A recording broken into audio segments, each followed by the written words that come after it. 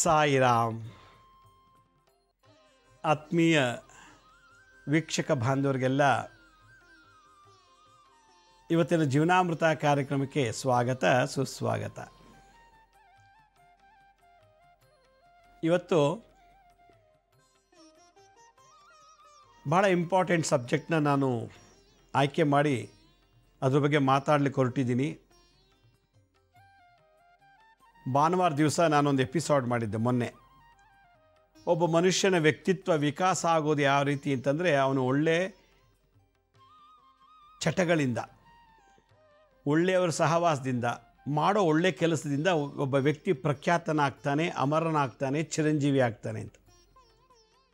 ಚಿರಂಜೀವಿ ಅಂದರೆ ಕಲಿಯುಗದಲ್ಲಿ ಏನರ್ಥ ಅಂದರೆ, ಅವನು ಸತ್ತೋದ್ರೂ ಅವನ ಹೆಸರು ಚಿರಂಜೀವಿ ಆಗಿರುತ್ತೆ. ಈಗ ನೋಡಿ, ರಾಮಕೃಷ್ಣ ಪರಮಹಂಸರ ಹೆಸರು ಚಿರಂಜೀವಿ ಆಗಿದೆ. ವಿವೇಕಾನಂದರು, ಶಿರಡಿ ಸಾಯಿಬಾಬಾ, ಯಡಿಯೂರು ಸಿದ್ಧಲಿಂಗೇಶ್ವರ, ರಾಘವೇಂದ್ರ ಸ್ವಾಮಿಗಳು, ಇವರೆಲ್ಲ ಅವರಿಲ್ಲ, ಆದರೆ ಅವ್ರ ಹೆಸರು ಚಿರಂಜೀವಿ.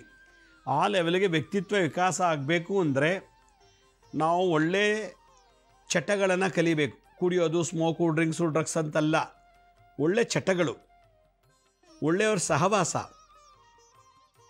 ಒಳ್ಳೆ ಕೆಲಸಗಳನ್ನು ಮಾಡಿದ್ರೆ ಅವನು ಅಮರನಾಗ್ತಾನೆ. ಅದು ಅವನ ವ್ಯಕ್ತಿತ್ವ ವಿಕಾಸದ ಫಲ ಅಂತ ಅಗಸ್ತ್ಯ ಋಷಿಗಳು ಹೇಳಿದರು. ಶುದ್ಧ ಭಾವನೆಗಳು, ಆಲೋಚನೆಗಳು ಒಳ್ಳೆಯ ಅಭ್ಯಾಸ, ಒಳ್ಳೆಯ ಸಹವಾಸ, ಒಳ್ಳೆಯ ಕೆಲಸಗಳನ್ನು ಮಾಡುತ್ತೆ ಅಂತ ಹೇಳಿದ್ರು ಅಗಸ್ತ್ಯ ಋಷಿಗಳು. ಆದ್ದರಿಂದ ಶುದ್ಧವಾದ ಭಾವನೆಗಳು ಬರಬೇಕು ಅಂತಂದರೆ ಏನು ಮುದ್ರಾ ಮಂತ್ರ ತಂತ್ರ ಮಾಡಬೇಕು ಅಂತ ಹೇಳಿದ್ದೆವು. ಒಳ್ಳೆಯ ಆಹಾರ ಸೇವನೆಯಿಂದ ಒಳ್ಳೆಯ ಸಹವಾಸ, ಒಳ್ಳೆಯ ಚಟಗಳು, ಒಳ್ಳೆಯ ಕೆಲಸಗಳನ್ನು ಮಾಡ್ಬೋದು. ಒಳ್ಳೆಯ ಆಹಾರ ಸೇವನೆ, ಒಳ್ಳೆಯ ಪಾನೀಯಗಳು, ನಿಂಬೆಹಣ್ಣು ಜ್ಯೂಸು, ಮಾವಿನ ಹಣ್ಣು ಜ್ಯೂಸು, ಈ ಥರ ಹಣ್ಣುಗಳಿಂದ ರಸ ಕುಡಿಯೋದ್ರಿಂದ, ಅಂದರೆ ಜ್ಯೂಸ್ ಕುಡಿಯೋದ್ರಿಂದ ನಮ್ಮ ವ್ಯಕ್ತಿತ್ವ ವಿಕಾಸ ಆಗತ್ತೆ. ಆಹಾರ ಪದ್ಧತಿಯಿಂದ ವ್ಯಕ್ತಿತ್ವ ವಿಕಾಸ ಅಂತ ಹೇಳಿದ್ರು. ನಾವು ಬೆಳೆಯೋ ವಾತಾವರಣದಿಂದ ವ್ಯಕ್ತಿತ್ವ ವಿಕಾಸ ಆಗತ್ತೆ ಎಂದು, ಅದಂತೂ ಗ್ಯಾರಂಟಿ. ಇವತ್ತಿನ ಸಂಚಿಕೆಯಲ್ಲಿ ನಮ್ಮನ್ನು ಯಾರು ಬೆಳೆಸ್ತಾರೆ ಅವ್ರ ಪ್ರಕಾರ ನಾವು ಉದ್ಧಾರ ಆಗ್ತೀವಿ, ವ್ಯಕ್ತಿತ್ವ ಆಗುತ್ತೆ ಅಂತ ಹೇಳೋರು. ಅರ್ಥ ಏನು? ಒಂದು ಸುಂದರವಾದಂಥ ಗುಲಾಬಿ ಹೂವು, ಚರಂಡಿ ನೀರು, ಗಲೀಜು ನೀರು, ಆ ಫ್ಯಾಕ್ಟ್ರಿಯಿಂದ ಬರೋ ಗಲೀಜು ನೀರು, ಪಾತ್ರೆ ತೊಳೆದಿದ್ದು, ಟಾಯ್ಲೆಟಿಂದ ಬಂದಿದ್ದು, ಬಟ್ಟೆ ಒಗೆದಿದ್ದು, ಏನೋ ಸ್ನಾನ ಮಾಡಿದ್ದು, ಅಂಥ ಗಲೀಜು ನೀರದಲ್ಲಿ ಒಂದು ಗುಲಾಬಿ ಹೂವು ಚೆನ್ನಾಗಿ ಬೆಳೆದು ಬಿಟ್ಟಿದೆ.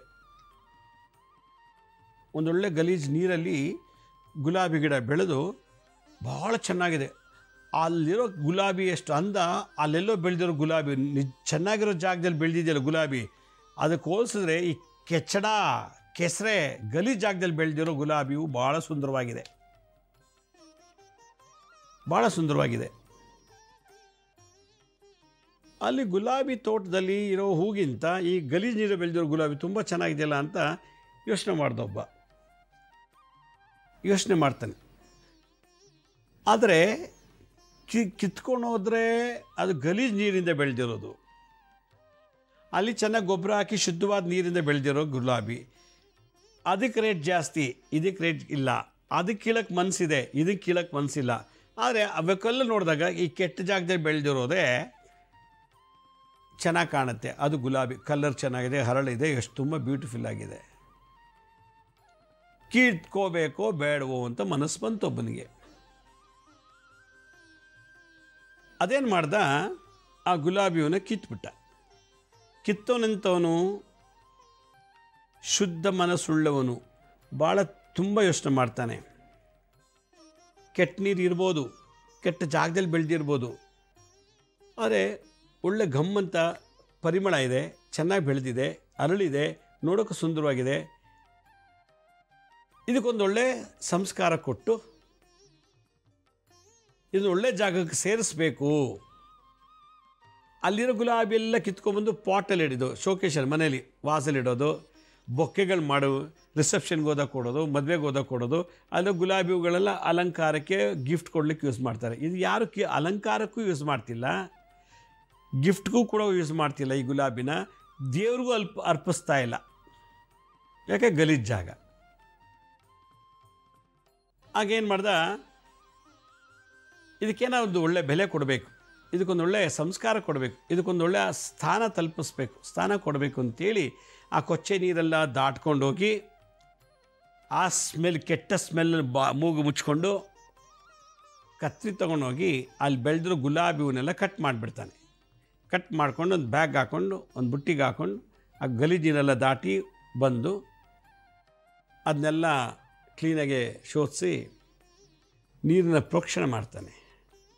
ನೀರೆಲ್ಲ ಪ್ರೋಕ್ಷಣೆ ಮಾಡಿಬಿಟ್ಟು ಅವನ ಕೈಯಿಂದ ನೀರು ಬಿದ್ದ ತಕ್ಷಣ ಅವನದೇನು ಒಳ್ಳೆ ಚೆನ್ನಾಗಿದೆಯಲ್ಲ, ಅವ್ನ ಶುದ್ಧವಾದ ಭಾವನೆ ಏನನ್ಸುತ್ತೆ, ಅಯ್ಯೋ ಗಲೀಜಾಗದಲ್ಲಿ ಇಂಥ ಒಳ್ಳೆ ಹೂ ಬೆಳೆದಿದೆಯಲ್ಲಪ್ಪ, ಅಯ್ಯೋ ಬೆಳೆದಿದೆ, ಅದಕ್ಕೊಂದು ಒಳ್ಳೆ ಸ್ಥಾನ ಕೊಡಲಿಲ್ಲ, ಅದಕ್ಕೊಂದು ಒಳ್ಳೆ ಬೆಲೆ ಸಿಕ್ಕಲಿಲ್ಲ, ಅದಕ್ಕೊಂದು ಒಳ್ಳೆ ಸ್ಥಾನ ತಲುಪ್ಸೋಕ್ಕಾಗಲಿಲ್ವಲ್ಲ ಅಂತ ಶುದ್ಧವಾಗಿ ಯೋಚನೆ ಮಾಡ್ದ.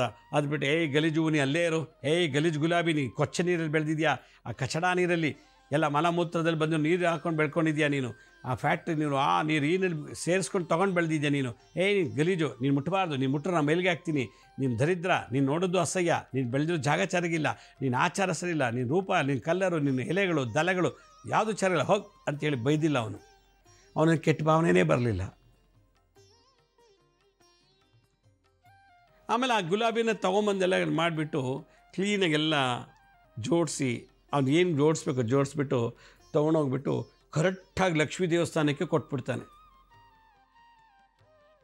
ಆ ಕೆಸರಲ್ಲಿ ಬೆಳೆದಂಥ ಹೂವು ಲಕ್ಷ್ಮೀ ಪಾದ ಮೇಲೆ ಒಂದಿಟ್ಟ ಪುರೋಹಿತ, ಶಂಖಚಕ್ರ ಹತ್ರ ಒಂದೊಂದಿಟ್ಟ, ಏಕಪದ್ಮಾಸನ ಸ್ಥಿತೇ ದೇವಿ ಅಂದರೆ ಒಂದು ಪಾದದಲ್ಲಿ ಪದ್ಮಾಸನ, ಇನ್ನೊಂದು ಪಾದ ಭೂಮಿ ಸ್ಪರ್ಶ ಮಾಡಿದಂಥ ದೇವಿಗೆ ಒಂದು ಪಾದ ಮೇಲೆ ಒಂದು ಗುಲಾಬಿ, ಇನ್ನೊಂದು ಪಾದ ಒಂದೊಂದು ಗುಲಾಬಿ, ಊರು ಪ್ರದೇಶ ತೊಡೆ ಪ್ರದೇಶದಲ್ಲಿ ಒಂದೊಂದು ಗುಲಾಬಿ, ಕಟಿಭಾಗೆ ಸೊಂಟದ ಹತ್ರ, ಶಿರೋಭಾಗ ತಲೆ ಮೇಲೆ ಕಿರೀಟದ ಮೇಲೆ, ಬಾಹೂರ ಇದು ಈ ಭುಜದ ಮೇಲೆ ಒಂದೊಂದು ಗುಲಾಬಿ, ಅಭಯಾಸ್ತ ಆಶೀರ್ವಾದ ಮಾಡ್ತಿರೋ ಆ ಮುದ್ರೆ ಮೇಲೆ ಒಂದು ಗುಲಾಬಿ ಎಲ್ಲ ಇಟ್ಟ.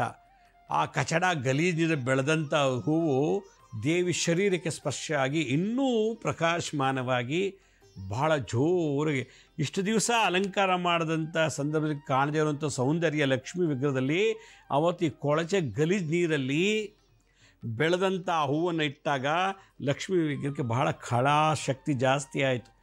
ಆ ತೇಜಸ್ಸು, ವರ್ಚಸ್ಸು, ಓಜಸ್ಸು ಆ ವಿಗ್ರಹದಲ್ಲಿ ಜಾಸ್ತಿಯಾಗಿ ನೋಡೋರ ಮನಸ್ಸು ಇನ್ನೂ ಸ್ವಲ್ಪ ನೋಡಬೇಕು ಆ ದೇವಿನ ಅನ್ನೋ ಒಟ್ಟಿಗೊಟ್ಟೋಯಿತು. ಅಷ್ಟು ಸೌಂದರ್ಯವಾಗಿ. ಇದಕ್ಕೆ ಮೂಲ ಕಾರಣ ಆ ಗುಲಾಬಿ ಎಲ್ಲ, ಆ ಗುಲಾಬಿ ಕಿತ್ತು ಅದಕ್ಕೆ ಒಂದು ಒಳ್ಳೆಯ ಸಂಸ್ಕಾರ ಕೊಟ್ಟು ತೊಗೊಂಡು ದೇವರ ಪಾದಕ್ಕೆ ಶರೀರಕ್ಕೆ ಅರ್ಪಣೆ ಮಾಡೋದನ್ನೆಲ್ಲ ಆ ಒಂದು ಶುದ್ಧ ಮನೋಭಾವ ಎಷ್ಟು ವಿಶೇಷತೆ ಇದೆ ನೋಡಿ. ಹಾಗೆ ಅಪ್ಪನೂ ಸರಿಯಿಲ್ಲ ಕಚಡ, ಅಮ್ಮನೂ ಸರಿಯಿಲ್ಲ, ನಮ್ಮ ಗೋತ್ರನೇ ಸರಿಯಿಲ್ಲ, ನಮ್ಮದೆಲ್ಲ ಕುಡುಕರ ವಂಶ, ಕೊಲೆಗಾರ ವಂಶ, ರೋಡಿಸಮ್ ಮಾಡೋ ವಂಶ, ಹೊಲಸು ವಂಶದವ್ರು ನಮ್ಮದೆಲ್ಲ, ಆದರೂ ಬೆಳೆದುಬಿಟ್ಟಿದ್ದೀವಿ ನಾವು, ಆ ಜಾಗದಲ್ಲಿ ಹುಡ್ತಾ ಇದ್ದೀವಿ, ಅವ್ರ ಮನೆ ಅನ್ನ ತಿಂದಿದ್ದೀವಿ. ಅಪ್ಪ ಸರಿಯಿಲ್ಲ, ಅಮ್ಮ ಸರಿಯಿಲ್ಲ, ಅಣ್ಣ ತಮ್ಮ ಸರಿಯಿಲ್ಲ, ರೌಡಿಗಳು, ಕೊಳಕರು, ಕೊಲೆಗಾರು, ಮೋಸಗಾರು, ಜೈಲಿಗೆ ಹೋಗಿ ಬಂದಿರೋ ವಂಶ ಹುಟ್ಟಿದ್ದೀನಿ ನಾನು. ಏನು ಮಾಡೋದೆಲ್ಲ ಅಂಥ ಕಚಡದಲ್ಲಿ ಹುಟ್ಟಿದ್ದು ನಾವು ಬೆಳೀತಾ ಇದ್ದೀವಿ. ಇದಕ್ಕೆ ಸಂಸ್ಕಾರ ಕೊಡಬೇಕು, ನಮ್ಮ ವ್ಯಕ್ತಿತ್ವ ಅದೇ ಥರ ಆಗಬೇಕು, ಬದಲಾವಣೆ ಆಗಬೇಕು.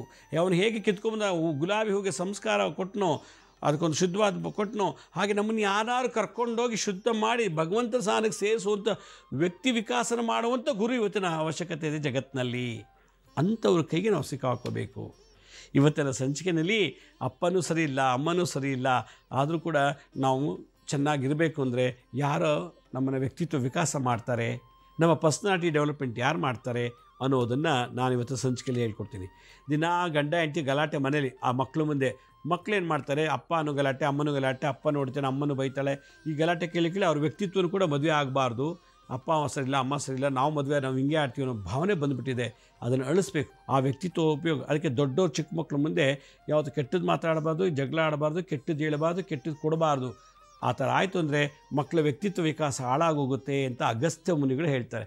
ಒಂದು ಗಂಡ ಹೆಂಡತಿ ದಿನ ಗಂಡ ಕುಡ್ಕೊಂಬರ್ತಿದ್ದ, ಹೆಂಡ್ತಿಗೆ ಬೈತಿದ್ದ, ಹೊಡಿತಿದ್ದ, ಹೆಂಡ್ತಿ ಗೊಳೋ ಅಂತ ಅಳ್ತಿದ್ಲು, ಮಕ್ಕಳು ದಿನ ನೋಡ್ತಿದ್ರು. ಅಪ್ಪ ಬಿಡಿಸ್ಕೊಳಕ್ಕೋರು ಅಪ್ಪ ನಮಗೆ ಹೊಡಿತಾರೋ ಅಂತ ಮಕ್ಕಳು ಭಯ. ದಿನ ಗಲಾಟೆ ಮನೇಲಿ, ಒಂದಿನೂ ಮಕ್ಕಳು ಸರಿಯಾಗಿ ಓದೋಕ್ಕಾಗಿಲ್ಲ, ಮಲ್ಗೋಕ್ಕಾಗಿಲ್ಲ, ಭಯದಲ್ಲೇ ಬದುಕ್ತಾ ಮಕ್ಕಳು, ಗಂಡ ಹೆಂಡ್ರ ಗಲಾಟೆ. ಮಕ್ಕಳು ಬಂದುಬಿಟ್ಟಿದೆ, ನಾವಿನ್ನು ಉದ್ಧಾರ ಆಗೋದಿಲ್ಲ. ಅಮ್ಮನ ಗೋಳು ಹಿಂಗಿದೆ, ಅಪ್ಪನ ಗೋಳು ಈ ರೀತಿ ಇದೆ. ಕೊನೆಗೆ ಅವರು ಹೆಂಗಾಗಿದ್ದಾರೆ ಅಂದರೆ ಸಮಾಜದಲ್ಲಿ ಕಲಿಯೋಕ್ಕಾಗಿಲ್ಲ, ಒಬ್ಬರ ಜೊತೆ ಮಿಂಗಲ್ ಆಗೋಕ್ಕಾಗ್ತಿಲ್ಲ, ಒಂದೊಳ್ಳೆ ಸವಾಸ ಇಲ್ಲ, ಭಯ, ಈ ಥರ ಆಗಿ ಅವ್ರ ಜೀವನನೇ ಅಪ್ಪ ಅಮ್ಮಗಿಂತಲೂ ವರ್ಸ್ಟ್ ಆಗಿಬಿಡ್ತದೆ. ಇಲ್ಲಿ ಏನು ಬೇಕು, ವ್ಯಕ್ತಿತ್ವ ವಿಕಾಸ ಮಾಡುವಂಥ ಒಬ್ಬ ಗುರು, ಮೆಂಟರ್, ಗೈಡ್ ಬೇಕು.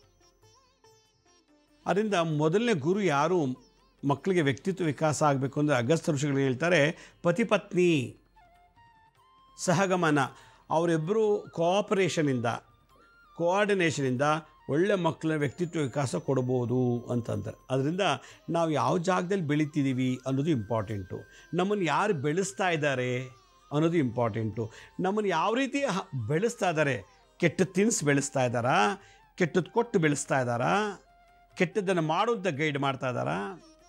ಅಪ್ಪ ಕುಡುಕ, ನಾನು ಕುಡುಕ ಆಗ್ತೀನಿ. ಅಪ್ಪ ಕೊಲೆಗಾರ, ನಾನು ಕೊಲೆ ಮಾಡ್ತೀನಿ. ಅಪ್ಪ ಜೈಲಿದ್ದ ಆರ್ತೀವಿ, ನಾನು ಜೈಲಿಗೆ. ಈ ಥರದ್ದು ಟ್ರಾನ್ಸ್ಫಾರ್ಮೇಷನ್ ಮನೆಯೊಳಗೆ ಆಗ್ತಾಯಿದೆ. ಮೊನ್ನೆ ಯಾರೋ ಒಬ್ಬರು ಬಂದುಬಿಟ್ಟು ನನ್ನ ಹತ್ರ ಹೇಳ್ತಾಯಿದ್ರು, ನಮ್ಮ ಯಜಮಾನರು 6 ತಿಂಗಳು ಜೈಲಲ್ಲಿದ್ದರು, ಅದಾದ 6 ವರ್ಷಕ್ಕೆ ನನ್ನ ಮಗ ಜೈಲಿಗೆ ಹೋದ ಅಂತ. ಆ DNA ಒಳಗೆ ಡಿಆಕ್ಸಿರೈಬೋನ್ಯೂಕ್ಲಿಕ್ ಆ್ಯಸಿಡ್, ಆ ಕ್ರೋಮೋಸೋಮ್ಸು, ಜೀನ್ಸ್ ಕ್ಯಾರಿ ಮಾಡಿಬಿಡ್ತದೆ. ಅದಕ್ಕೆ ವ್ಯಕ್ತಿತ್ವ ವಿಕಾಸ ಆಗಬೇಕು ಅಂದರೆ ಕುಡಿಯೋದ್ರಿಂದಲ್ಲ, ಕೋಟಿಗಟ್ಟಲೆ ಸಂಪಾದನೆ ಮಾಡೋದ್ರಿಂದಲ್ಲ, ದಿನ ಸೇದೋದು, ಸಿಗರೇಟ್ ಸೇದೋದು, ಡ್ರಗ್ಸ್ ತೊಗೊಳ್ಳೋದು, ಅದು ಇದು ಮಾಡೋದು, ಏನು ದೊಡ್ಡ ದೊಡ್ಡ ಕೆಲಸ ಮಾಡಿ ಪದವಿ ಪ್ರಚಾರ ಆಗೋದಲ್ಲ. ವ್ಯಕ್ತಿತ್ವ ವಿಕಾಸ ಅಂದರೆ ನಮ್ಮನ್ನು ಸುಧಾರಿಸಿ, ನಮ್ಮ ನೋಡ್ಕೊಂಡು ಇನ್ನೊಬ್ರು ಬೆಳೆಯುವಂಥ ಸುಧಾರಣೆ ಆಗಬೇಕು. ನನ್ನ ನೋಡ್ಕೊಂಡು ಅವ್ನು ಬೆಳಿಬೇಕು. ನಾನು ಕಳ್ಳನ, ಅವನು ಕಳ್ಳ ಆಗ್ತಾನೆ. ನಾನು ಕೊಲೆಗಾರ, ಅವನು ಕೊಲೆಗಾರ ಆಗಿಬಿಡ್ತಾನೆ. ನಾನು ಮೋಸಗಾರ, ಅವನು ಮೋಸಗಾರ ಆಗಿಬಿಡ್ತಾನೆ. ನಮ್ಮ ವ್ಯಕ್ತಿತ್ವ ಇನ್ನೊಬ್ರಿಗೆ ಮಾದರಿ ಜೀವನ ಆಗಬೇಕು, ರೋಲ್ ಮಾಡೆಲ್ ಆಗಬೇಕು ಸಮಾಜದಲ್ಲಿ. ಆ ಥರ ವ್ಯಕ್ತಿತ್ವ ಇರೋ ಜಾಗದಲ್ಲಿ ನಾವು ಬೆಳಿಬೇಕು. ಅವನೊಂದೊತ್ತು ಊಟ ಕೊಡ್ದವ್ರು ಪರವಾಗಿಲ್ಲ ರೀ, ನಮ್ಮ ಡಿಗ್ರಿ ಮಾಡಿಸೋದು ಪರವಾಗಿಲ್ಲ, ಆಸ್ತಿ ಕೊಡ್ದವ್ರು ಪರವಾಗಿಲ್ಲ, ನಮ್ಗೆ ಓದೋದ್ರು ಪರವಾಗಿಲ್ಲ. ಸಮಾಜದಲ್ಲಿ ನಾನು ಸತ್ರು ಹೆಸರಿರಬೇಕು, ಬದುಕಿದ್ದಲ್ಲೂ ನನ್ನ ಹೆಸರು ಉಳಿಬೇಕು ಅಂತಂದರೆ ಆ ವ್ಯಕ್ತಿತ್ವ ಎಲ್ಲಿದೆ ಅಂದರೆ ನಾವು ಬೆಳೆಯೋ ವಾತಾವರಣದಲ್ಲಿ ಇರ್ತದೆ. ನಾನು ಆಗಲೇ ತಿನ್ನೋ ಆಹಾರ, ಕುಡಿಯೋ ಆಹಾರದಲ್ಲೂ ವ್ಯಕ್ತಿತ್ವ ವಿಕಾಸ ಪ್ರಚೋದನೆ ಆಗುತ್ತೆ. ನೆನ್ನೆ ಸಂಚಿಕೆಯಲ್ಲಿ ಇವತ್ತು ನಮ್ಮನ್ನು ಬೆಳೆಸೋರು, ನಾವು ಬೆಳೆಯೋ ಜಾಗ ಪವಿತ್ರವಾಗಿರಬೇಕು. ನಾವು ಬೆಳೆಸೋರು ಶುದ್ಧವಾಗಿರಬೇಕು. ನಾವು ಬೆಳೀತಿರೋ ಜಾಗ ಅದು ಶುದ್ಧವಾಗಿರಬೇಕು. ಎರಡೂ ಕಲ್ಮಶ ಆದರೆ ನಾವು ನಿಜವಾಗ್ಲೂ ಪರಮಾತ್ಮನಾಗಲ್ಲ, ಮಹಾತ್ಮನಾಗಲ್ಲ, ಸೆಲೆಬ್ರಿಟಿ ಆಗಲ್ಲ. ಸಹವಾಸ ದೋಷ. ನೀವು ಯಾವ ರೀತಿ ಬಿತ್ತುತ್ತೀರೋ ಬೀಜ ಆ ರೀತಿ ಫಲ ಕೊಡುತ್ತೆ. ಆದ್ದರಿಂದ ಮನೆ ಒಳಗೆ ಶುದ್ಧ ವಾತಾವರಣ ಆಗಬೇಕು. ಮನೆ ಶುದ್ಧವಾಗಿದ್ದರೆ ಎಲ್ಲರ ಮನುಷ್ಯ ಶುದ್ಧವಾಗಿರ್ತದೆ. ಶುದ್ಧವಾದ ಆಲೋಚನೆ ಬಂತು. ಯಾವಾಗ ಶುದ್ಧ ಆಲೋಚನೆ ಬಂತು, ಶುದ್ಧವಾದಂಥ ಆಲೋಚನೆ ಇದ್ದ ಕಡೆ ಒಳ್ಳೆಯವ್ರ ಸಹವಾಸ, ಒಳ್ಳೆ ಚಟಗಳು, ಒಳ್ಳೆ ಕೆಲಸಗಳು ಮಾಡ್ತಾರೆ. ಇದಕ್ಕಿಂತ ಇನ್ನೇನು ಬೇಕು? ನೋಡ್ರೆ ನಾನು ದೊಡ್ಡ ಓದಿದ್ದೀನಿ, ಅದಕ್ಕೆ ಮಾಡೋದೆಲ್ಲ ಹಲ್ಕ ಕೆಲಸ. ನೋಡ್ರೆ ನಾನು ದೊಡ್ಡದಾಗಿ ಓದಿದ್ದೀನಿ, ದಿನ ಕುಡಿಯೋದು ಸೇದೋದು. ನಾನು ನೋಡಿದ್ರೆ ದೊಡ್ಡದಾಗಿ ಓದಿದ್ದೀನಿ, ನನ್ನ ಜೊತೆ ಇರೋರೆಲ್ಲ ಕುಡುಕರೆ, ಕಳ್ಳರು, ದೊಳ್ಳೆಗಾರರು, ರೋಡಿಗಳದೆ. ಏನು ಲಾಭ? ಓದಿದ್ದೇನು ಲಾಭ?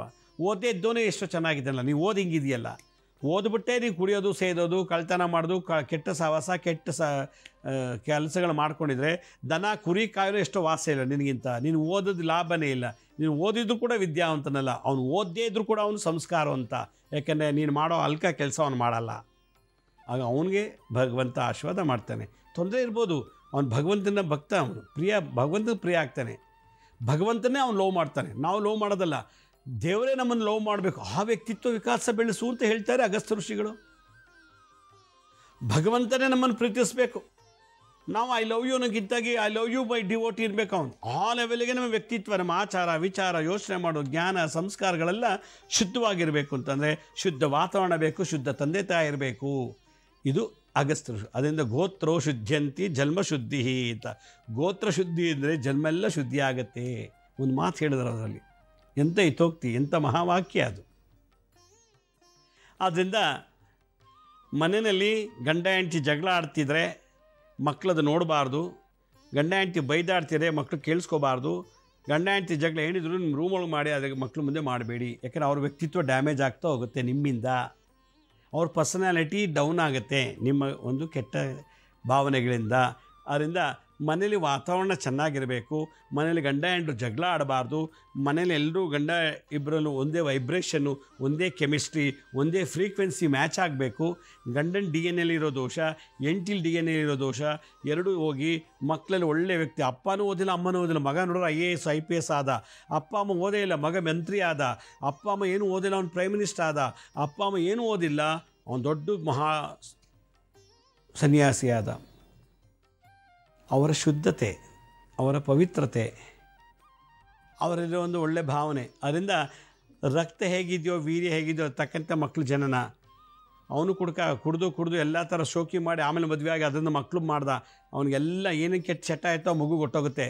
ಯಾಕೆಂದರೆ ಮದುವೆ ಮುಂಚೆ ಎಲ್ಲ ಮಾಡಿದ್ನಲ್ಲ, ಅದೆಲ್ಲ ಮಗು ಟ್ರಾನ್ಸ್ಫರ್ ಆಯಿತು. DNA ರೈಬೋನ್ಯೂಕ್ಲಿಕ್ ಆ್ಯಸಿಡ್ ಪ್ರಕಾರ ಅದು ಇಂಪ್ಲಿಮೆಂಟ್ ಮಾಡ್ತಾ ಹೋಗುತ್ತೆ. ಅಮ್ಮನೂ ಹಾಗೆ. ಅದರಿಂದ ವ್ಯಕ್ತಿತ್ವ ವಿಕಾಸ ಆಗಬೇಕು, ಮೊದಲು ಗಂಡ ಹೆಂಡರಲ್ಲಿ ಚೆನ್ನಾಗಿರಬೇಕು ಅಂತ ಹೇಳಿಬಿಟ್ರು ಅಗಸ್ತ್ಯ ಋಷಿಗಳು. ಅದಕ್ಕೇನು ಮಾಡಿದ್ರು, ಗಂಡನಿಗೆ ಇಷ್ಟವಾದಂಥ ಹಣ್ಣು, ಹೆಂಡತಿಗೆ ಇಷ್ಟವಾದಂಥ ಹಣ್ಣು ತೊಗೋಬೇಕು, ಕೈಲಿಟ್ಕೊಂಡು ಓಂ ತತ್ಪುರುಷಾಯ ವಿದ್ಮಹೇ ಶಕ್ತಿಯುಕ್ತಾಯ ಧೀಮಹಿ ತನ್ನೋ ವಿಘ್ನಃ ಪ್ರಚೋದಯಾತ್. ಓಂ ತತ್ಪುರುಷಾಯ ವಿದ್ಮೆ, ಪವಿತ್ರರಲ್ಲಿ ಪವಿತ್ರವಾದಂಥ ತತ್ಪುರುಷ ಅಂಥ ವಿಘ್ನೇಶ್ವರ ಗಣಪತಿ, ಶಕ್ತಿಯುಕ್ತಾಯ ಧೀಮಹಿ, ನಮ್ಮ ವ್ಯಕ್ತಿತ್ವ ವಿಕಾಸ ಜಗತ್ತಿಗೆ ಪ್ರಕಾಶ ಆಗಬೇಕು, ಪ್ರಕಟ ಆಗಬೇಕು, ಫೇಮಸ್ ಆಗಬೇಕು, ಅದ್ಭುತವಾಗಬೇಕು, ವೃದ್ಧಿ ಆಗಬೇಕು, ಅಮರವಾಗಬೇಕು ಅನ್ನೋದಾಗಿದ್ದರೆ ನನ್ನ ವ್ಯಕ್ತಿತ್ವದ ವಿಘ್ನಗಳನ್ನು ನಾಶ ಮಾಡಿ ಧೀಶಕ್ತಿಯನ್ನು ಕೊಡು ಅಂಥೇಳಿ ಇದೊಂದು ಗಣಪತಿದು ಗಾಯತ್ರಿ ಮಂತ್ರ. ಇದು ವ್ಯಕ್ತಿತ್ವ ವಿಕಾಸ ಆಗಲಿಕ್ಕೆ ಇದೊಂದು ಗಾಯತ್ರಿ ಮಂತ್ರ. ಗಣೇಶ ತಂತ್ರವಿದ್ಯೆಯಲ್ಲಿ ಇದೊಂದು ಬರುತ್ತೆ. ಇದು ಓಂ ತತ್ಪುರುಷಾಯ ವಿದ್ಮಹೇ ಶಕ್ತಿಯುಕ್ತಾಯ ಧೀಮಹಿ ತನ್ನೋ ವಿಘ್ನಃ ಪ್ರಚೋದಯಾತ್. ಓಂ ತತ್ಪುರುಷಾಯ ವಿದ್ಮಹೇ ಶಕ್ತಿಯುಕ್ತಾಯ ಧೀಮಹಿ ತನ್ನೋ ವಿಘ್ನ ಪ್ರಚೋದಯಾತ್. ನನ್ನಲ್ಲೋ ವ್ಯಕ್ತಿತ್ವ ಶಕ್ತಿಯನ್ನು ವೃದ್ಧಿ ಮಾಡು, ಕೆಟ್ಟದ ತೆಗೆದಾಕು, ಎಲ್ಲವನ್ನು ನನ್ನ ವ್ಯಕ್ತಿತ್ವದಲ್ಲಿ ವಿಘ್ನ ನಾಶ ಮಾಡಿ ನನ್ನ ಸತ್ಪುರುಷನಾಗಿ ಮಾಡು, ಧೀಶಕ್ತಿಯನ್ನು ಪ್ರಚೋದನೆ ಮಾಡುವನು ಗಾಯತ್ರಿ ಮಂತ್ರ. 2 ಹಣ್ಣುಗಳು ಇಟ್ಕೋಬೇಕು, ಗಂಡ ತಿನ್ನುವಂಥ ಇಷ್ಟವಾದ ಹಣ್ಣು, ಹೆಂಡತಿ ತಿನ್ನುವಂಥ ಇಷ್ಟವಾದ ಹಣ್ಣು ಇಟ್ಕೋಬೇಕು. ಈ ಮಂತ್ರವನ್ನು ದಿನ ಅರ್ಧ ಗಂಟೆ ಜಪ ಮಾಡಬೇಕು. ಹೆಂಡತಿಗೆ ಇಷ್ಟವಾದಂಥ ಹಣ್ಣು ಯಾವುದಾರು ಹಣ್ಣು, ಮೂಸಂಬಿ, ಕಿತ್ತಳೆ ಹಣ್ಣು, ಸೇಬು ಯಾವುದಿರ್ಬೋದು. ಗಂಡಿಗೆ ಇಷ್ಟವಾದಂಥ ಹಣ್ಣು ಇಬ್ಬರು ಕೈಲಿಟ್ಕೊಳ್ಳಿ. ಓಂ ತತ್ಪುರುಷಾಯ ವಿದ್ಮಹೇ ಶಕ್ತಿಯುಕ್ತಾಯ ಧೀಮಹಿ ತನ್ನೋ ವಿಘ್ನಃ ಪ್ರಚೋದಯಾತ್. ಪರ್ಸನಾಲಿಟಿನಲ್ಲಿ ವ್ಯಕ್ತಿತ್ವದಲ್ಲಿ ವಿಘ್ನ ನಾಶ ಮಾಡುವಂತ ಕೇಳಿದಾಗ ಹಣ್ಣಿಗೆ ಚೈತನ್ಯ ಬಂತು. ಮಂತ್ರ ಥೆರಪಿಯಿಂದ, ಸೌಂಡ್ ಥೆರಪಿಯಿಂದ, ಮಂತ್ರದ ಅದರಲ್ಲಿರೋ ಫ್ರಕ್ಟೋಸ್, ಹಣ್ಣಲ್ಲಿರೋ ಫ್ರಕ್ಟೋಸು, ಹಣ್ಣಲ್ಲಿ ಗ್ಲುಕೋಸ್ ಇಲ್ಲ, ಆ ಫ್ರಕ್ಟೋಸಲ್ಲಿ ಎಲ್ಲ ವೈಟಮಿನ್ಸು ಮತ್ತು ಮಿನರಲ್ಸ್ಗೆ ಶಕ್ತಿ ಜಾಸ್ತಿಯಾಗಿ ಕೆಮಿಕಲ್ ರಿಯಾಕ್ಷನ್ ಆಗಿ ಭಾಳ ವಿಶೇಷವಾದಂಥ ರಿಯಾಕ್ಷನ್ ಆಗುತ್ತೆ. ಆಗ ಹೆಂಡ್ತಿಗೆ ಇಷ್ಟವಾದ ಹಣ್ಣನ್ನು ಗಂಡ ಕೊಟ್ಟು ಹೆಂಡ್ತಿ ತಿನ್ನಿಸ್ಬೇಕು, ಗಂಡಂಗೆ ಇಷ್ಟವಾದಂಥ ಹಣ್ಣನ್ನು ಹೆಂಡ್ತಿ ಜಪ ಮಾಡಿದ್ದನ್ನ ಗಂಡಗೆ ತಿನ್ನಿಸೋದ್ರಿಂದ ಮನೆಯಲ್ಲಿ ಗಲಾಟೆಗಳು, ಗಂಡ ಹೆಂಡರ ಮನಸ್ತಾಪ, ಗಂಡ ಹೆಂಡರಾಗುವಂಥ ಭಿನ್ನಾಭಿಪ್ರಾಯ ಎಲ್ಲ ನಿವಾರಣೆ ಆಗಿ ಮಕ್ಳಿಗೂ ಕೂಡ ಒಳ್ಳೆ ವ್ಯಕ್ತಿತ್ವ ಡೆವಲಪ್ ಆಗುತ್ತೆ ಅಂಥೇಳಿ ಮನೆ ತಂದೆ ತಾಯಿಗಳನ್ನ ಶುದ್ಧೀಕರಣ ಮಾಡೋದು, ವ್ಯಕ್ತಿತ್ವ ಶುದ್ಧೀಕರಣ ಮಾಡೋದನ್ನು ಅಗಸ್ತ್ಯ ಋಷಿಗಳು ಹೇಳ್ತಾರೆ. ಇದು ಭಾಳ ವಿಶೇಷವಾದದ್ದು. ಇದನ್ನು ನೀವು ಪ್ರಾಕ್ಟೀಸ್ ಮಾಡಿ. ಮೊದಲು ದೊಡ್ಡವ್ರ ಮನೇಲಿ ಅವ್ರ ವ್ಯಕ್ತಿತ್ವ ಚೇಂಜ್. ಅಪ್ಪನೇ ಸುಳ್ಳು, ಅಪ್ಪನೇ ಕುಡುಕ, ಅಪ್ಪನೇ ಕೊಲೆಗಾರ, ಅಮ್ಮನೇ ಸರಿಯಿಲ್ಲ ಅಂದರೆ ಮಕ್ಕಳು ನೀವು ಅಲ್ಲಿ ಭಗವಾನ್ ರಾಮಕೃಷ್ಣ ಹುಡ್ಸೋಕ್ಕಾಗಲ್ಲ. ಅಲ್ಲಿ ಅಂಥ ಮನೆಯಲ್ಲಿ ರಾಮಕೃಷ್ಣ ಭಗವಂತ ನಿಮಗೆ ಹೆಸರು ಕೊಡೋಂಥ ಮಕ್ಕಳು, ಕೀರ್ತಿ ತರೋಂಥ ಮಕ್ಕಳು ಉಡಲ್ಲ. ಯಾಕೆಂದರೆ ಕಾಸು ತಕ್ಕಂತೆ ಕಜ್ಜಾಯ, ನಿಮ್ಮ ಗುಣ ಹೆಂಗಿದೋ ಹಂಗೆ ತಕ್ಕಂತೆ ಮಕ್ಕಳು ಇಡ್ತಾರೆ. ಆದ್ದರಿಂದ ಇದನ್ನು ಮಾಡಿ ಅಂತ ಹೇಳ್ತಾ ಅಗಸ್ತ್ಯ ಋಷಿಗಳು ಹೇಳಿದ್ದಾರೆ. ಇದನ್ನು ಅನುಸರಿಸಿ ಈ ಗಾಯತ್ರಿ ಮತ್ತು ದಿನ ಬೆಳಗ್ಗೆ 10 ನಿಮಿಷ ಹೇಳಿ ಹುಣ್ಣಿಮೆ ಅಮಾವಾಸ್ಯೆ ಹೆಚ್ಚೆಚ್ಚಿಗೆ ಮಾಡಿ. ನೀವು ವೀಕ್ಷಕರ ಒಂದು ಅನೌನ್ಸ್ಮೆಂಟು, ಇದೇ ತಿಂಗಳು 22ನೇ ತಾರೀಕು ಶನಿವಾರ, 23ನೇ ತಾರೀಕು ಭಾನುವಾರ ನಾನು ನರಸಿಂಹಕ್ರಿಯೆ ಅನ್ನೋ ಒಂದು ವಿಶೇಷವಾದಂಥ ವಿದ್ಯೆನ ಜಗತ್ತಿನಲ್ಲಿ ಫಸ್ಟ್ ಟೈಮ್ ನಾನು ಇಂಟ್ರೊಡ್ಯೂಸ್ ಮಾಡ್ತಾ ಇದ್ದೀನಿ. ನರಸಿಂಹಕ್ರಿಯೆ ಅಂದರೆ ದಿನ ಬೆಳಗ್ಗೆ 10 ನಿಮಿಷ ಚೇರ್ ಮೇಲೆ ಕೂತ್ಕೊಂಡು ಮಾಡುವಂಥ ಒಂದು ಕ್ರಿಯೆ. ಈ ಕ್ರಿಯೆಯಿಂದ ಏನು ಆಗತ್ತೆ, ವಾಕಿಂಗ್ ಮಾಡಿದ್ರು, ಜಾಗಿಂಗ್ ಮಾಡಿದ್ರು, ಜಿಮ್ಗೆ ಹೋದ್ರು, ಯೋಗಕ್ಕೆ ಹೋದರು, ಏರೋಬಿಕ್ಸ್ ಮಾಡಿದ್ರು, ಏನೆಲ್ಲ ಮಾಡಿದ್ರು ಕೂಡ ವಾಸಿ ಆಗದಿರೋ ಕಾಯಿಲೆ ಕೇವಲ ನರಸಿಂಹಕ್ರಿಯೆಯಲ್ಲಿ 2-3 ದಿನ ಒಂದು ವಾರದಲ್ಲಿ ಕ್ಯೂರ್ ಮಾಡ್ಬೋದು. ಏನದು, ಬ್ರೈನಲ್ಲಿ ರಕ್ತ ಮತ್ತು ಗಾಳಿ ಸರಿಯಾಗಿ ಹೋಗ್ತಿಲ್ಲ ಅಂದರೆ, ಬ್ರೈನಲ್ಲಿ ರಕ್ತ ಹೆಪ್ಪುಕಟ್ಕೊಂಡಿದ್ರೆ, ಬ್ರೈನಲ್ಲಿ ಕ್ಷಯರೋಗ, ಬ್ರೈನ್ ಟ್ಯೂಮರ್ ಅಂತ, ಬ್ರೈನ್ ಒಳಗೆ ಏನಾದರೂ ರಕ್ತ ಲೀಕೇಜ್ ಆಗ್ತಿದ್ರೆ, ಬ್ರೈನಲ್ಲಿ ನಾನಾ ರೀತಿ ದೋಷಗಳು ಏನಾರು ಇತ್ತು ಅಂದರೆ, ಬ್ರೈನಿಗೆ ಮೈಂಡಲ್ಲಿ ಸಂಬಂಧಪಟ್ಟಂಥ ಕಾಯಿಲೆಗಳು, ಬೈಪೋಲರ್ ಡಿಸಾರ್ಡರ್ಸ್, ಹುಚ್ಚಿಡಿಯೋದು, ಭ್ರಮೆ, ಆಕ್ಸೈಟಿ ಡಿಸಾರ್ಡರು, ಫೋಬಿಯಾ, ಸ್ಕಿಜೋಫರ್ನಿಯಾ, ಅಲ್ಝಿಮೀರಿಯಾ, ಹಿಸ್ಟೀರಿಯಾ, ಈ ಥರದ್ದು, ಆಮೇಲೆ ಡೆಮೆನ್ಷಿಯಾ, ಅರಳು ಮರಳು, ಮರ್ತೋಗೋದು, ಏನೇ ಒಂದೊಂದು ಕ್ಷಣ ಮರ್ತೋಗ್ಬಿಡ್ತಾರೆ, ಅರಳು ಮರಳು, ಕೊನೆಗೆ ಅವ್ರ ರಾಶಿ ನಕ್ಷತ್ರ ಹೆಸರು ಹೇಳಕ್ಕೆ ಬರಲ್ಲ, ಅವ್ರ ಅಪ್ಪ ಅಮ್ಮನ ಹೆಸರು ಹೇಳಕ್ಕೆ ಬರಲ್ಲ, ಆ ಲೆವೆಲ್ ಮರಳು, ಡೆಮೆನ್ಷಿಯಾ ಅಂತೇಳಿ. ಆಮೇಲೆ ಇದಕ್ಕಿದ್ದಾಗೆ ಮೂರ್ಛೆ ರೋಗ ಬರೋದು, ಬ್ರೈನಿಂದ ಬರೋದು ಎಪಿಲೆಪ್ಸಿ, ಮೂರ್ಛೆ ರೋಗ, ಪಾರ್ಕಿನ್ಸನ್ ರೋಗ, ಕೈಯಲ್ಲಿ ಅಲ್ಲಾಡೋದು, ಪ್ಯಾರಾಲಿಸಿಸ್, ಲಕ್ವಾ, ಇವೆಲ್ಲ ಬ್ರೈನಿಂದ ಬರೋದು. ಬ್ರೈನಲ್ಲಿ ಇರತಕ್ಕಂಥ ಎಂಥ ಕಾಯಿಲೆ ಜಗತ್ತಲ್ಲಿ ಹೇಳಿ ಅದನ್ನೆಲ್ಲ 10 ನಿಮಿಷ ಕ್ಯೂರ್ ಮಾಡ್ಬೋದು ದಿನ ಮಾಡ್ತಾ ಮಾಡ್ತಾ ನರಸಿಂಹಕ್ರಿಯೆ. ಎಂತಿಂಥ ತಲೆನೋವು, 21 ವೆರೈಟಿ ತಲೆನೋವು ಇದೆ ಮನುಷ್ಯನಿಗೆ. ಆ 21 ವೆರೈಟಿ ತಲೆನೋವುಗಳನ್ನ ಕಣ್ಣಿಗೆ ಸಂಬಂಧಪಟ್ಟ ಆಪ್ಟಮಲಾಜಿ, ಕಣ್ಣಿಗೆ ಸಂಬಂಧಪಟ್ಟಂಥದ್ದು, ENT ಕಿವಿ ಮೂಗು ಗಂಟ್ಲಿಗೆ ಸಂಬಂಧಪಟ್ಟಂಥ ರೋಗಗಳು, ಮೂಗಿನ ಅನೇಕ ದೋಷದಲ್ಲಿ ಕಿವಿ ಕೇಳದೇ ಇರಲಿ, ಕಿವಿಲಿರೋ ಸಮಸ್ಯೆಗಳು, ಥ್ರೋಟ್ ಗಂಟ್ಲಲ್ಲಿ, ಅನ್ನನಾಳ, ಇಸೋಫಗಸು, ಸೌಂಡ್ ಬಾಕ್ಸು ಧ್ವನಿ ಪೆಟ್ಟಿಗೆ ಸಂಬಂಧಪಟ್ಟಂಥ ಕಾಯಿಲೆ, ತುಟಿಲಿ ಕಾಯಿಲೆಗಳು, ನಾಲಿಗೆ ತೋದಲು, ನಾಲಿಗೆಗೆ ಲಕ್ವ ಬಂದಿದ್ದರೆ, ನಾಲಿಗೆ ಹುಣ್ಣು, ಥೈರಾಯ್ಡು, ಇದೆಲ್ಲ ಒಂದು ವಾರದಲ್ಲಿ ಕ್ಯೂರ್ ಮಾಡ್ಬೋದು ನರಸಿಂಹ ಕ್ರಿಯೆಯಿಂದ. ಶ್ವಾಸಕೋಶ, ಅಸ್ತಮ ರೋಗ, ದಮ್ಮು, ಡಸ್ಟ್ ಅಲರ್ಜಿ, ಲಂಗ್ಸಲ್ಲಿ ಕ್ಷಯ ರೋಗ, ಬ್ರೆಸ್ಟ್ ಕ್ಯಾನ್ಸರು, ಲಂಗ್ಸ್ ಕ್ಯಾನ್ಸರು, ಹಾರ್ಟಲ್ಲಿ ಏನೇನು ಕಾಯಿಲೆಗಳು ಅದೆಲ್ಲ ಕ್ಯೂರ್ ಮಾಡ್ಬೋದು ಒಂದು ವಾರದಲ್ಲಿ ನರಸಿಂಹ ಕ್ರಿಯೆ ಮಾಡೋದ್ರಿಂದ. ಡಯಾಬಿಟೀಸು, BP, ಗ್ಯಾಸ್ಟ್ರಿಕ್ಸ್ಗೂ ಒಂದು ಮಾಡ್ತಾ ಕಂಪ್ಲೀಟಾಗಿ ಕ್ಯೂರ್ ಆಗಿಬಿಡುತ್ತೆ. ಮಲಬದ್ಧತೆ, ಪೈಲ್ಸು, ಪಿಸ್ತೂಲ, ಫಿಶರು ಈ ಕಾಯಿಲೆ, ಆಮೇಲೆ ಹೊಟ್ಟೆಲ್ಲ ಹುಣ್ಣಾಗಿದ್ದರೆ, ಅಲ್ಸರ್ಸು, ಅಪೆಂಡಿಸೈಟಿಸು, ಕಿಡ್ನಿಲಿ ಗಾಲ್ ಬ್ಯಾಡರ್ ಸ್ಟೋನ್ ಇದ್ದರೆ, ಜಾಂಡೀಸ್ ಇತ್ತು ಅಂದರೆ, ಸರ್ವರೋಗ ಹೊಟ್ಟೆಲಿರ್ತಕ್ಕಂಥ ಎಲ್ಲ ರೋಗನೂ ನಿವಾರಣೆ ಮಾಡ್ಬೋದು ನರಸಿಂಹ ಕ್ರಿಯೆಯಿಂದ. ಔಷಧಿ, ಇಂಜೆಕ್ಷನ್, ಟಾಣಿಕ್ ಇಲ್ದಾನೆ. ಹೆಂಗಸರು ಮುಟ್ಟಿನ ಸಮಸ್ಯೆ, ಮಕ್ಕಳಾಗ್ತಿಲ್ಲ, ಗಂಡಸರಿಗೆ ನಪುಂಸಕತೆ, ಸೆಕ್ಸಲ್ ಪ್ರಾಬ್ಲಮ್ ಇತ್ತು ಅಂದರೆ, ಇಡೀ ಶರೀರದ ಬಾಧೆಗಳಿದೆ, ಕಾಲಿಂದ ಅಂಗುಷ್ಟದಿಂದ ತಲೆವರೆಗೂ, ತಲೆಯಿಂದ ಪಾದವರೆಗೂ, ತೊಡೆ, ಮಂಡಿ, ಪಾದ, ಏನೇನೋ ದೋಷ ಇರಲಿ, ಚರ್ಮವ್ಯಾಧಿಗಳು ಮತ್ತು ಮಾಟ ಮಂತ್ರ ತಂತ್ರ ಬಾಧೆಗಳು, ಭೂತ ಪ್ರೇತಗಳ ಬಾಧೆ, ದುಷ್ಟಶಕ್ತಿಗಳ ಬಾಧೆಗಳು, ಇದೆಲ್ಲ ನಿವಾರಣೆ ಮಾಡುವಂಥ ಏಕೈಕ ಕ್ರಿಯೆ ನರಸಿಂಹ ಕ್ರಿಯೆ ಕಲಿಯುಗದಲ್ಲಿ. ಈ ವಿದ್ಯೆಯನ್ನು ನಾನು ಜಗತ್ತಿಗೆ ಇಂಟ್ರೊಡ್ಯೂಸ್ ಮಾಡ್ತಾ ಇದ್ದೀನಿ. ಇದು ಬೆಳಗ್ಗೆ 10 ಗಂಟೆಯಿಂದ ಸಂಜೆ 7 ಗಂಟೆಗೆ ಒಂದು ದಿನದ ಕ್ಲಾಸ್, ಇದು ವರ್ಕ್ಶಾಪ್. ಇದು ದಿನ ಕುರ್ಚಿ ಮೇಲೆ ಕೂತ್ಕೊಂಡು 10 ನಿಮಿಷ ಮಾಡೋವಂಥದ್ದು, ಬೇರೆ ಏನು ಸರ್ಕಸ್ ಇಲ್ಲ ಇದರಲ್ಲಿ. ಇದಕ್ಕೆ 12 ಮಂತ್ರಗಳ ದೀಕ್ಷೆ ಆಗುತ್ತೆ. 12 ಮಂತ್ರಗಳು ಒಂದೊಂದು ತಿಂಗಳು ಒಂದೊಂದು ನರಸಿಂಹರ ಆಶೀರ್ವಾದ ಮಾಡ್ತಾರೆ ಅಂತ ಹೇಳುತ್ತೆ. 12 ಮಂತ್ರಗಳ ದೀಕ್ಷೆ ಭಾಳ ವಿಶೇಷವಾದಿದೆ. ಇದು ಯಾರು ಕಲಿಬೇಕು, ಔಷಧಿ ಇಲ್ಲದೇ ನಾವು ಬದುಕಬೇಕು, ಭಗವಂತನ ಸಾನ್ನಿಧ್ಯ ಸೇರಬೇಕು ಅನ್ನೋದಾಗಿದ್ದರೆ ನಾನು ಸ್ಕೀಮ್ ಮೇಲೆ ತೋರಿಸ್ತು ನೋಡಿ, LakshmiSrinivas.in ನರಸಿಂಹ ಕ್ರಿಯಾ ಅಂತೇಳಿ ಈ ಲಿಂಕ್, ಈ ದೊಡ್ಡ ಲಿಂಕ್ ಕ್ಲಿಕ್ ಮಾಡಿ, ಫಾರ್ಮ್ ಫಿಲ್ ಮಾಡಿ, ಸಬ್ಮಿಟ್ ಮಾಡಿ. ಇದರಲ್ಲಿ ಬರೋ ದುಡ್ಡಿಂದ ನಾವು ಉಚಿತ ಅನಾಥಾಶ್ರಮ, ಉಚಿತ ವೃದ್ಧಾಶ್ರಮ, ಉಚಿತ ಗುರುಕುಲ ಮತ್ತು ಪಾಂಡುರಂಗ ದೇವಸ್ಥಾನ ಜೀರ್ಣೋದ್ಧಾರಕ್ಕೆ ನಾವು ಇದನ್ನು ಬಳಕೆ ಮಾಡ್ತೀವಿ.